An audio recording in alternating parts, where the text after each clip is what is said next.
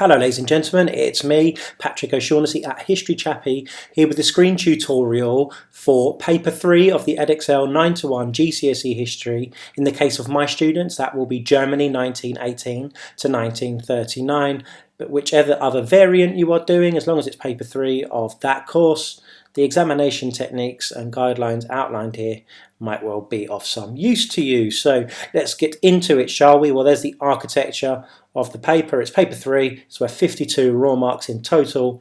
That's 30% of your overall GCSE grade. You get 80 minutes for the paper and there are 6 questions on it. Now, courtesy of the Hodder textbook, that's an overview of the architecture of the paper with your 6 questions outlined, or 6 exemplars. There you have it. We won't spend too much time here, but we'll spend a little bit more time here because we're talking about timings. Aha. Now, these are variable and approximate guidelines. The one thing that's not variable is down here. It is 80 minutes in duration. So the timings that you have here, that's really up to you how you break it down, but that should give you a guideline, if you will. Okay, my top tips then are pace yourself and manage your time. That goes for any examination, not limited to, but definitely including this one. Time is a valuable, crucial currency in any exam, so spend it wisely. Now you're going to get an interpretation and sources booklet here. When the questions prompt you to do so or tell you to look at that booklet, do not ignore the booklet. It's there for a reason, so use it when necessary and appropriate.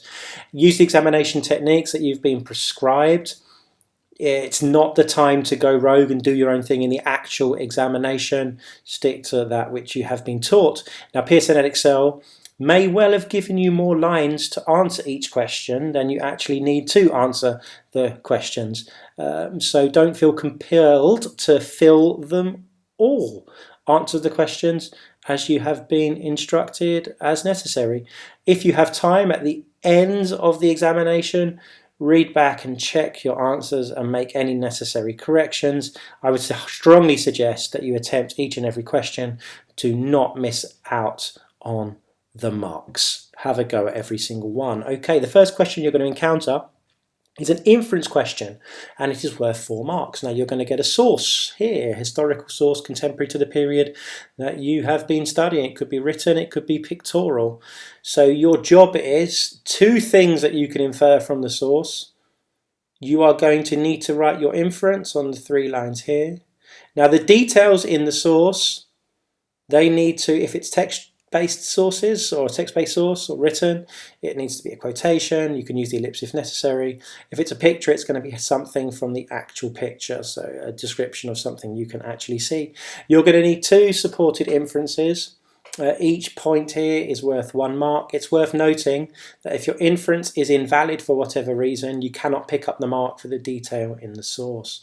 So here's the exemplar mark scheme for the question here. This is actually the 2018 examination for Germany 1918 to 1939. So these would be top mark examples you can read through yourself. However, there are other alternatives too. These are just here to as indicative content to act as a guide for the examiner, folks. Now, inferences are key.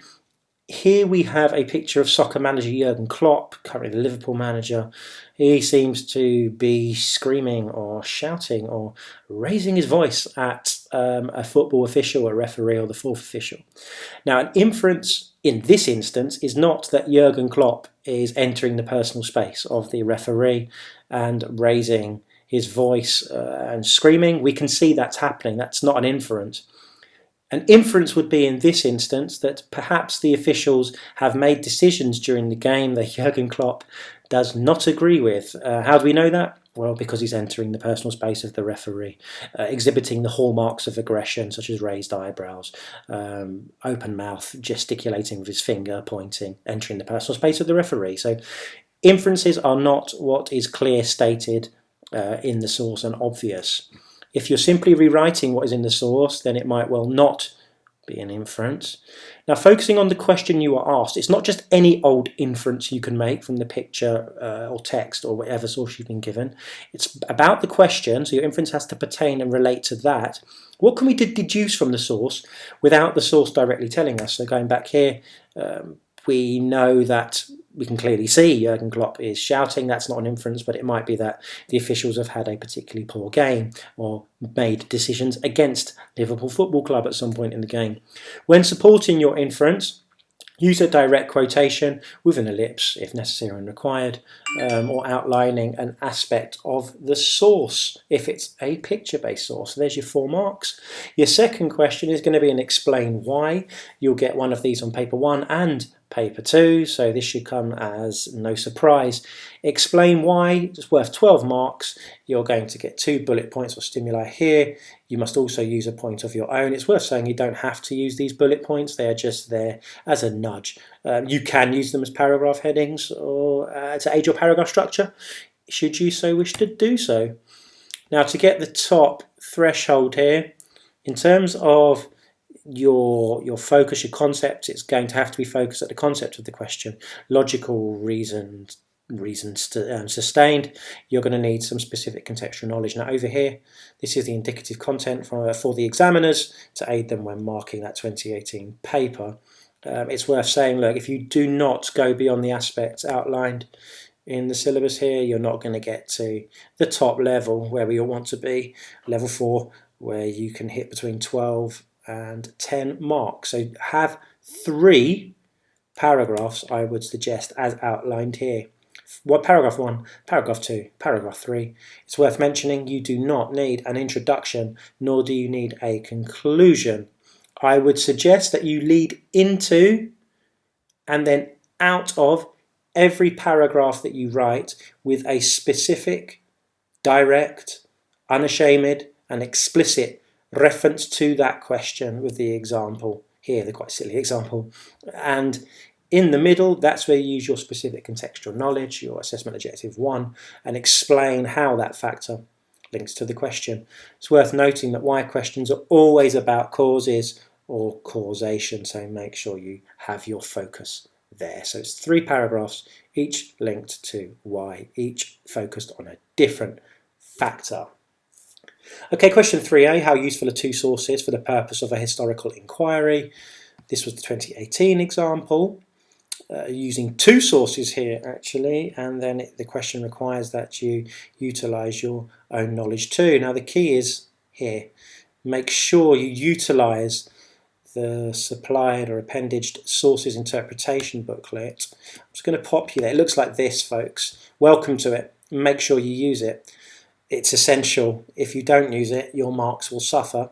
So there are 2 sources here. Now these pertain to question 3a. There's also 2 interpretations. Now, in short, the difference between them is historical sources. These are pieces of material from the time period being studied, contemporary to it, and emanate from it. Interpretations, these are the writings or opinions of modern historians writing about the period being studied in retrospect, so more modern day. Okay, so for this instance, question 3a, you're utilising the sources. There. To get the top level, you are going to need to hit this descriptor. You're going to need a judgment on the utility or usefulness of the source for the specified inquiry, using valid criteria of developed reasoning, which takes into account how the provenance, that's the nature, origin or purpose, we'll get there soon, affects the usefulness of the source content. The sources will need to be analysed to support their reasoning about the usefulness, and contextual knowledge will need to be deployed too to aid the inquiry. Here we have the indicative content. Right, let's move through.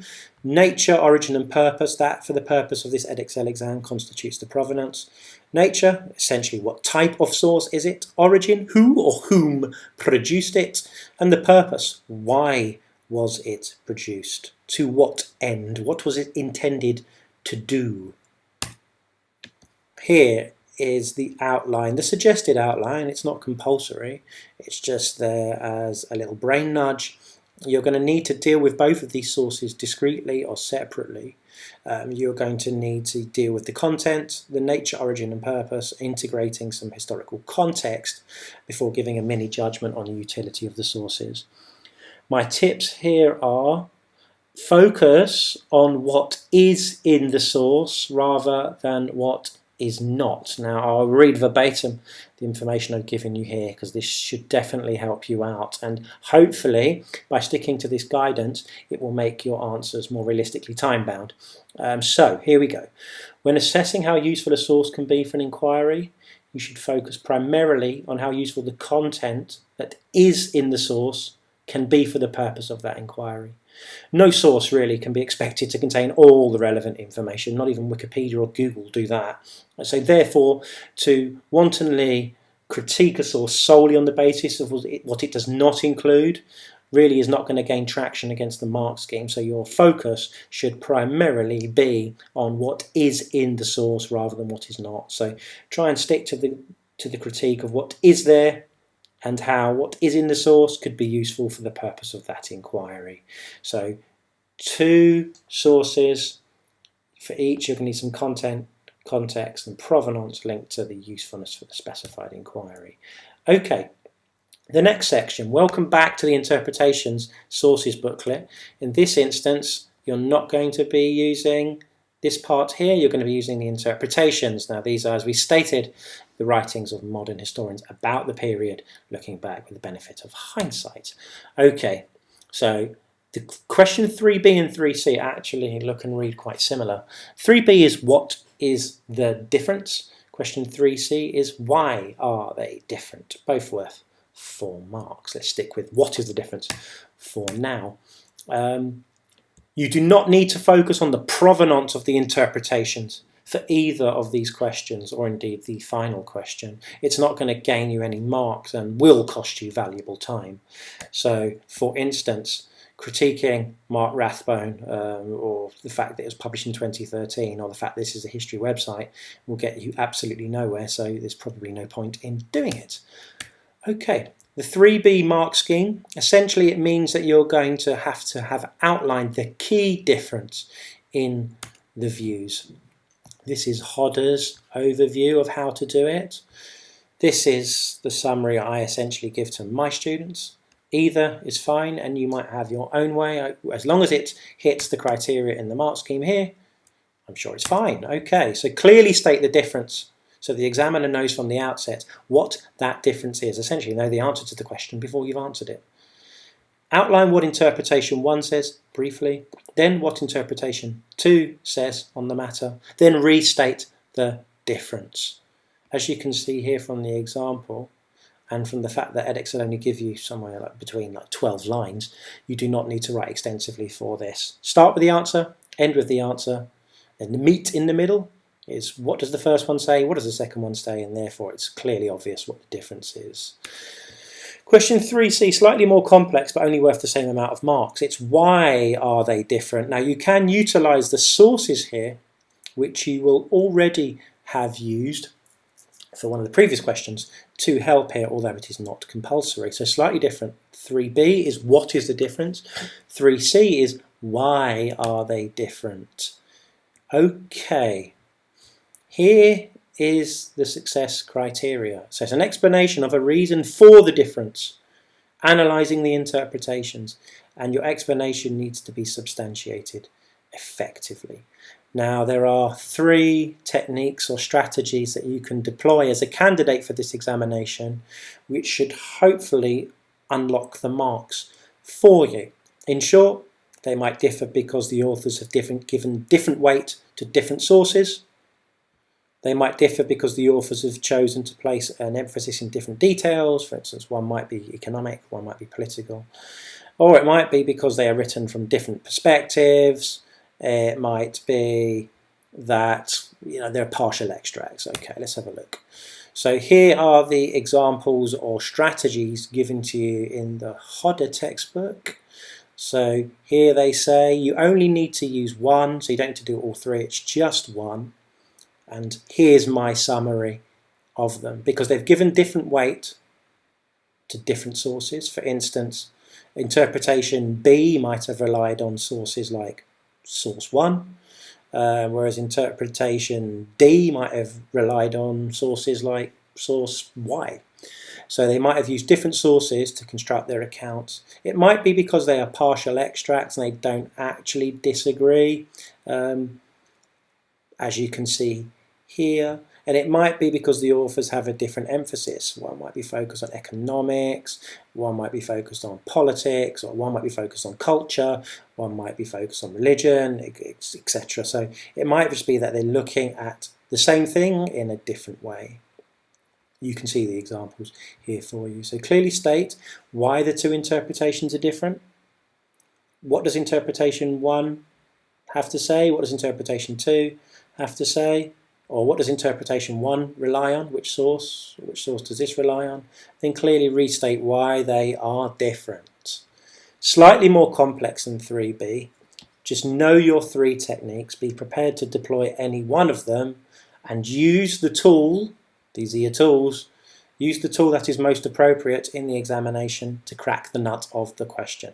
If you have all 3 techniques at your disposal, you'll be dexterously and judiciously placed to harness or harvest all of the 4 marks. Okay.